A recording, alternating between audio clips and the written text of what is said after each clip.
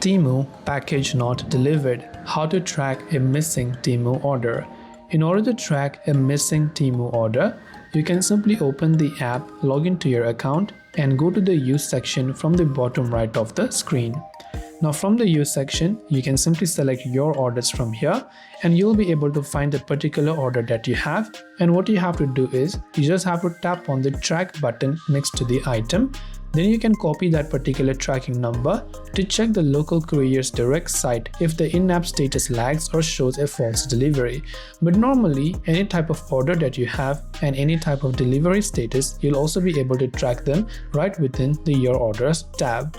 If you don't find it, then you might have to contact the customer support by tapping the support icon from the top right hand side, and from there you will be able to go ahead and then contact the support by tapping contact us from the bottom. This way you can track a missing Temu order. I hope the video helped you. If you have any questions, feel free to leave them down. Thank you for watching and see you soon in the next video.